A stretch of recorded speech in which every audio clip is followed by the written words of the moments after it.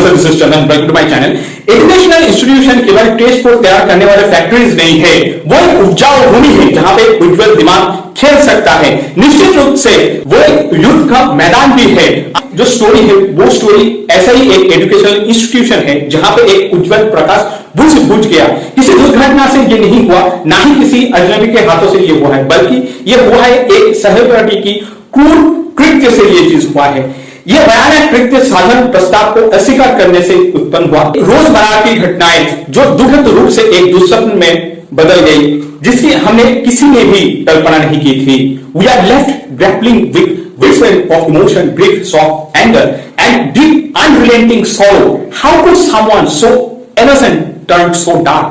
How do we come to terms with the loss and betrayal that now hangs over us like a suffocating shadow? ಯಾರಿಗೆ ಸಂಬಂಧಿಕರಿಗೆ ಯಾರಿಗೆ ಎಲ್ಲ ರಕ್ತಂಗರಕ್ಕೆ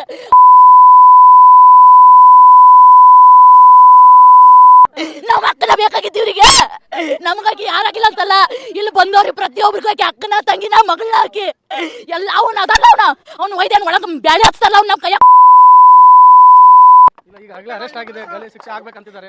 ಯಾರು ಕೊಡ್ತಾರೆ ಶಿಕ್ಷೆ? ಯಾರು ಕೊಡ್ತಾರೆ ಶಿಕ್ಷೆ? 10 ವರ್ಷ ಇರ್ತಾನ, 15 ವರ್ಷ ಇರ್ತಾನ, 50 ವರ್ಷ ಇರ್ತಾನ. ಆಮೇಲೆ ಬರೋ ಈಗಿನ ಜೀವ ಕೊಡನ್ರಿ ಈಗಿನ ಜೀವ ಕೊಡ್ತಾನೇನ? ತಮ್ಮ ಮನ್ಯಾಗ ನಾವು ಹೆಣ್ಮಕ್ಳು ಸಿಕ್ಕಿಲ್ಲ, ಅವ್ರಿಗೆ ರೋಡಿ ತಕ್ಕ ತಮ್ಮ ಹೆಣ್ಮಕ್ಳನ್ನ ಬಿಡ್ತಾರೇನ? ನಮ್ ಚಂದದ ಹುಡುಗಿಯರ ಬೇಕು, ನಮ್ ಹಿಂದೂ ಹುಡುಗಿಯರ ಬೇಕು ಇವ್ರಿಗೆ. ಬೇರೆ ತಮ್ಮ ಮನೆಯಾಗ ಯಾರಿಲ್ಲ, ಇನ್ ಮೊದಲು ಅವನು ಮಣ್ಣು ಮಾಡ್ಬೇಕಿತ್ತು, ಅಂದ್ರೆ ನಾವು ಹಿಂದೂಗಳ ಪ್ರೂವ್ ಮಾಡ್ಬೋದಿತ್ತು. ಯಾವ ಬರ್ತಾನೀಗ? ಯಾವ ಎಲ್ಲಾರು ಬಂದ್ ನಿಂದಿರ್ತಾರ ಈಗ. ಅವ್ರ ಮನೆಯಾಗಿನವ್ರು ಸಾಂತ್ವನ ಹೇಳಕ್ ಎಲ್ಲಾರು ಬಂದಿದ್ರು. ನೆಗಾ ಹಿರೇಮಠ್ ಅವರು ಮಾಡಿದ್ರು ತಮಿಳುನಾಡಿನಲ್ಲಿ ನಾವು ನೋಡಿದ್ವಿ. ಯಾವ ರೀತಿಯಲ್ಲಿ ಒಂದು ಕಾಲೇಜ್ ಒಳಗಡೆ ಹೋಗಿ ಆ CCTV ಒಂದು ಇಮೇಜ್ ನೋಡುವಾಗ ನಮ್ಮೆಲ್ಲರೂ ಕೂಡ ಒಂದು 2 ಸೆಕೆಂಡ್ ನಮ್ಮ ಹಾರ್ಟ್ ಸ್ಟಾಪ್ ಆಯ್ತು. Let's embark on a tale woven with intense love, heartbreaking betrayal, and an unimaginable tragedy that shatters life and hearts alike.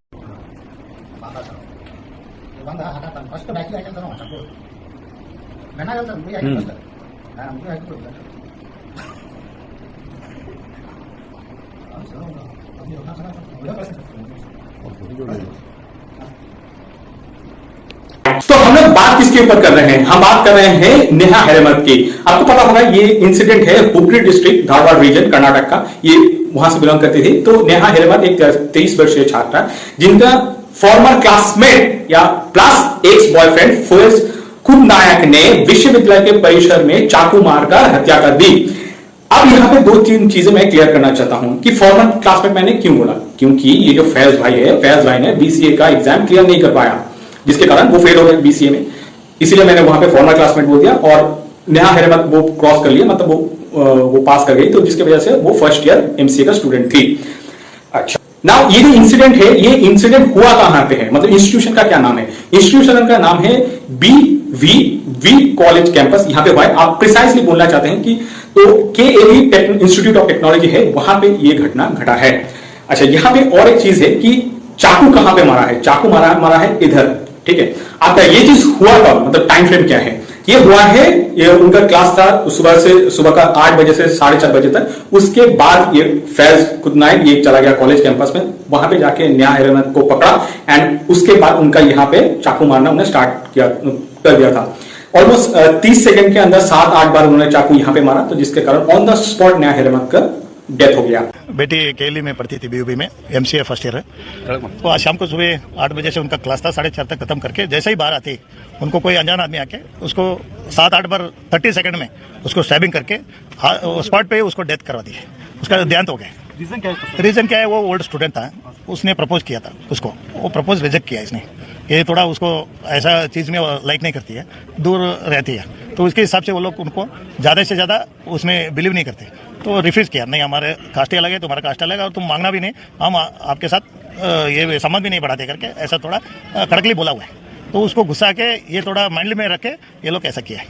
Karnataka के हुगली धारवाड़ रीजन ये बहुत ही एक फेमस जगह है। जिन्हें हिस्ट्री थोड़ा बहुत भी पता है तो उन लोगों को बोलने की जरूरत नहीं है, लेकिन जिन लोगों को नहीं पता है तो हम थोड़ा बहुत चीजें यहाँ पे डिस्कस करेंगे। बहुत सारी चीज डिस्कस नहीं करेंगे, लेकिन उससे पहले हम लोग देख लेंगे ये जो कैंपस में ना, वो कॉलेज कैंपस, देखिए कॉलेज कैंपस में बहुत बार क्या होता है, किसी के पास आईडी नहीं होता है, वो घुस जाता है। जनरली गवर्नमेंट कॉलेज में होता है, प्राइवेट कॉलेज में तो ये ऐसा चीज नहीं होता है। प्राइवेट कॉलेज में थोड़ा बहुत रेस्ट्रिक्शन रहता है। गवर्नमेंट कॉलेज में क्या होता है, गवर्नमेंट कॉलेज मतलब आप बोलिए जब आप क्लास 12 खत्म करते हैं उसके बाद जो जहां पे जाते हैं वो तो वो एक कॉलेज है। वो मतलब किसी टाइप का कॉलेज हो सकता है, टेक्निकल कॉलेज हो सकता है, नॉन टेक्निकल मतलब मेडिकल हो सकता है, या आप जनरल जो कॉलेज है वो पे होता है। तो हर जगह पे सिचुएशन ऑलमोस्ट सेम ही है।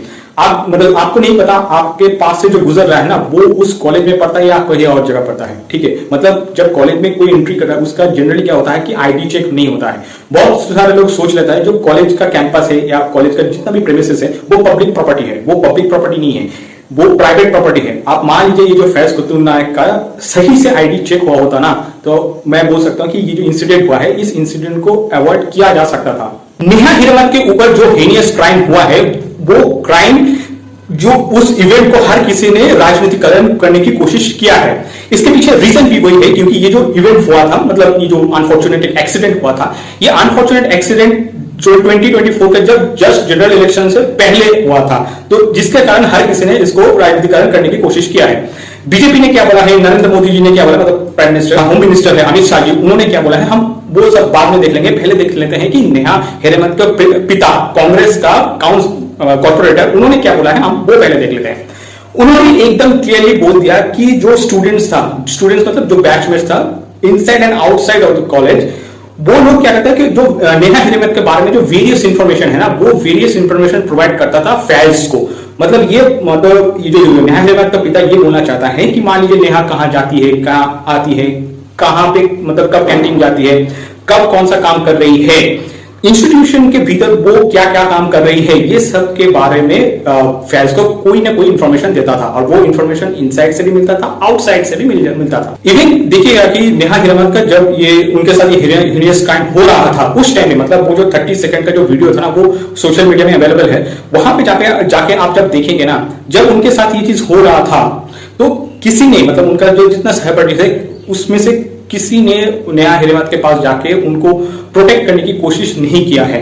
और at the same time Neha Hiremath के पिता ने ये बोल दिया कि उनका सीआईडी के ऊपर विश्वास नहीं है, इसलिए वो खुद से चाहता है कि वो जो केस था वो केस सीबीआई को ट्रांसफर किया जाए। नेहा हिरेमत के पिता कांग्रेस कॉर्पोरेटर वो नेशनल टेलीविजन में आके उन्होंने ये कहा कि द केरला स्टोरी की कहानी जैसे है वैसे ही मेरी बेटी के साथ ये हुआ। जो षड्यंत्र कह रहे हैं, क्या षड्यंत्र है, खुल के बताइए। और ये कौन लोग हैं जिनका नाम आपने पुलिस को लिख करके दिया है? एक माफिया है मैडम, ये इसके पीछे जो है ना, ये सॉफ्ट कॉर्नर के जितने भी स्टूडेंट है ना, ये बेस वाइज है, एक दिन का नहीं है, ये सालों साल से चलते हैं। ये स्टूडेंट लाइफ को इन्वॉल्वमेंट करके जो दूसरे राज्य में दुर्घटना होती थी वो आज हमारे कर्नाटक में आई है और नॉर्थ कर्नाटक में आया हुआ है। तो ये दुर्घटना में वहां से लोग इधर एक्टिव हो गए और इसको षड्यंत्र के लिए ऐसे लोगों को प्रोवोक करके तैयार करके छोड़ा हुआ है। और उसमें अच्छे फैमिली के, अच्छे स्टूडेंट के और बैकग्राउंड रहे सो उनको टारगेट किया हुआ है। तो टारगेट करके उनको ये षड्यंत्र पहला दोस्ती करना और अनेक उसके बारे में मैं पुलिस इनको बोलने के लिए बोला हुआ है और आज भी मैं मीडिया थ्रू बोलने के लिए चाहता हूँ। उसके पीछे बहुत सारी षड्यंत्र चली हुई है। तो आज एक दिन मेरा बेटी का हत्या नहीं कर सकते, इसके पीछे सब एंगल टू एंगल वो अलग अलग तरीके से काम करके हत्या किया हुआ है। एक आदमी डायरेक्ट नहीं कर सकता है। वो एक स्टूडेंट था, is not a student of present student at केली इंस्टीट्यूट एट प्रेजेंट। तो इसी हिसाब से मेरे को सारा एंगल पे उसको इन्फॉर्मेशन गया हुआ है। क्लास पे ISO वो क्लास पे है कि नहीं है, कितना पीरियड बैठा हुआ है, कब आ रही है, अंदर कब आ रही है, बाहर कब जा रही है, कार ले कब ड्रॉप कर रहा है, कब पिकअप करने के लिए आ रहा है, कौन सी गेट से बाहर निकल रहा है, सारा इसमें ये टीम वर्क है। तो हमने लोकल इंक्वायरी भी मैंने अभी 10 दिन का जो टीवी फुटेज था वो भी मैंने मंगाया। उन्होंने भी शिक्षण जो अपने एजुकेशन सोसाइटी उनसे पुलिस को दिया हुआ है। मैं CBI को भी CID को भी उनको लेने के लिए बोलता हूँ। मतलब उसमें सब डिटेल आ जाएगा। बाकी राज्यों की दुर्घटना कर्नाटक में आ गई है कहने का क्या मतलब है? मतलब कौन सी दुर्घटना कौन से राज्यों से? आज केरला राज्य में ये हम लोग मीडिया में या नहीं तो अपने पेपर में, अखबार में या सोशल मीडिया में देखते थे और पिक्चर भी देखा हुआ था मैंने। वही स्टाइल में हमारा बेटे को षड्यंत्र किया हुआ है, उसको प्रोवोक किया हुआ है, उसी स्टाइल में काम किया हुआ है। तो वो इन्वेस्टिगेशन में सभी लोग अंदर आएंगे इस बार। मैं क्यों लड़ रहा हूँ, मेरा बेटी का देहांत हुआ, मेरे को दुख है, मेरे फैमिली को दुख है, मेरे समाज को दुख है, मेरा साधु संत लोगों को दुख है, पूरा स्टेट को, राज्य को या अपना देशव्यापी हमारे को सबको, भारत देश ही इसको देख रहे हैं और वो प्रोटेस्ट कर रहे हैं, जस्टिस मांग रहे हैं। तो उन लोगों को क्यों डिमांड कर रहे बोले तो ये केरला स्टोरी जो पिक्चर आया था ना, फिल्म आया था, मूवी आया था, सेम स्टाइल में काम हुआ है। उन्होंने एबीवी की तरह, एबीवीपी मतलब स्टूडेंट वीक ऑफ बीजेपी, उनकी तरह ये नहीं बोला कि ये केस लव जिहाद से एसोसिएटेड है, लेकिन उन्होंने ये चीज क्लियरली बोल दिया कि हिंदू लोगों को, स्पेशली लड़कियों की फंसाने की एक नेक्सस कर्नाटका में चल रहा है। एट द सेम टाइम उन्होंने ये बोला कि द एक्यूज्ड मतलब Faiz had tried to convert Neha for at least 2 years which she always resisted। ಮಕ್ಕಳು ತೀರ್ಕೊಂಡಾಗ ಈ ಲವ್ ಜಿಹಾದ್ ಅನ್ನೋದು ಏನಿದೆ ಅಲ್ಲ, अब इसी बीच में जो कर्नाटका का डिप्टी सीएम, उनसे जब इसके बारे में पूछा गया तो उन्होंने ये क्लियर बोल दिया कि ये पर्सनल मैटर है। अब चीजें यहां से बहुत भड़क गया, क्योंकि मान लीजिए किसी के साथ भी ये सब चीजें हो जाता है तो आपको ये बोलना चाहिए कि share their pain, unbearable grief, expresses condolences, ये सब वर्ड यूज करना चाहिए था, लेकिन उन्होंने क्या किया, उन्होंने क्लियरली बोल दिया कि ये पर्सनल मैटर है। अब इस चीज को बीजेपी का जो टॉप लीडरशिप है, नरेंद्र मोदी जी, जेपी नड्डा जी, होम मिनिस्टर अमित शाह जी, इन लोगों ने चीजों को पिकअप किया। और देखिए उनकी हिम्मत, हुबली में हमारी एक बेटी के साथ जो कॉलेज कैंपस में हुआ, उसने तो पूरे देश में भूचाल ला दिया है। उस बेटी का परिवार एक्शन की मांग करता रहा, लेकिन कांग्रेस की सरकार तुष्टीकरण का दबाव उसी को प्राथमिकता देती है। उनके लिए नेहा जैसी बेटियों की जिंदगी की कीमत नहीं है, उनको तो अपने वोट बैंक की चिंता है। अब कर्नाटक में जब बीजेपी का रैली हो रहा था, उस टाइम पे नरेंद्र मोदी जी ने ये बोल दिया, कांग्रेस सिर्फ अपना जो वोट बैंक है उसका ही चिंता करता है, ठीक है, उनको नेहा की चिंता नहीं है। उन्होंने ये चीज बोल दिया। उन्होंने at the same time Congress, since Karnataka में कांग्रेस का गवर्नमेंट है, तो उन्होंने ये बोल दिया कि कर्नाटक में जो कांग्रेस का गवर्नमेंट है सिर्फ अपीसमेंट पॉलिसी के ऊपर ध्यान देता है।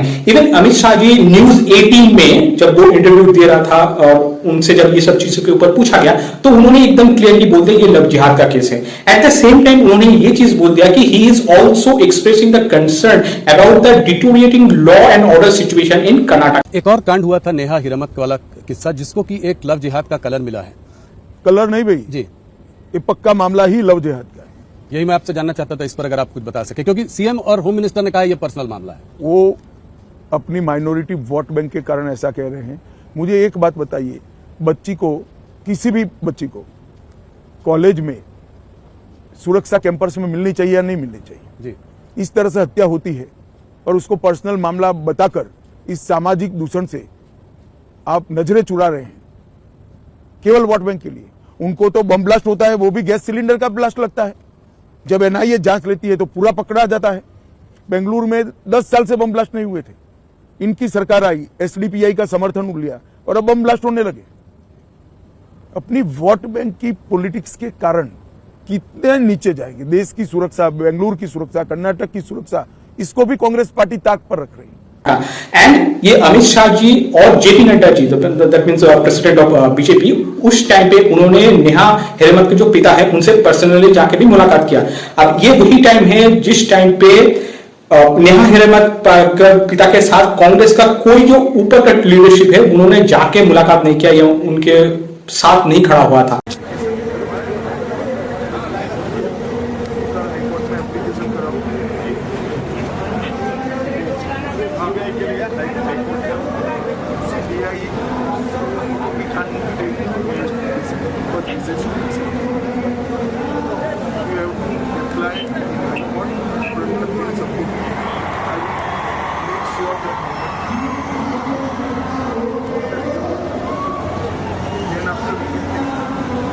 तो ये जो चीज हुआ था ना, उस चीज को बीजेपी ने उस टाइम पे कैच किया था।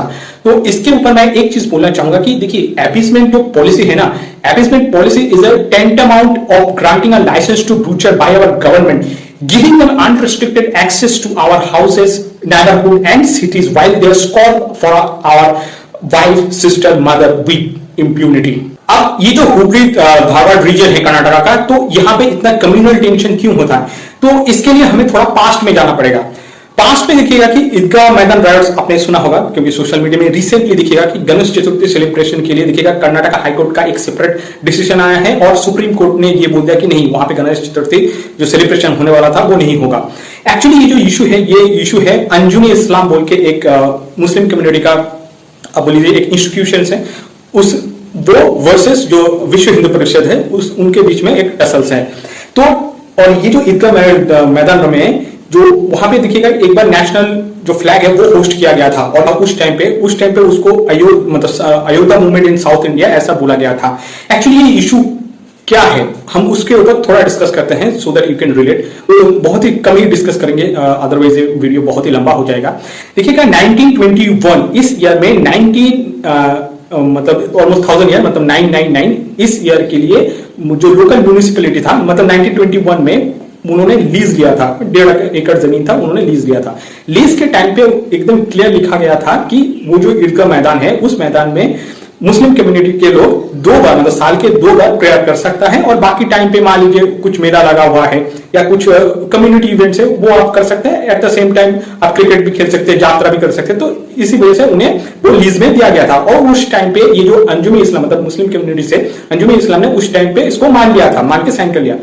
बट मतलब 1990 में पता नहीं क्या हुआ, अंजुम इस्लाम ने उन्होंने एक बिल्डिंग कंस्ट्रक्शन करना स्टार्ट कर दिया, मतलब वो जो 1.5 एकड़ जमीन है उसको वहां पे बिल्डिंग कंस्ट्रक्शन करना स्टार्ट कर दिया।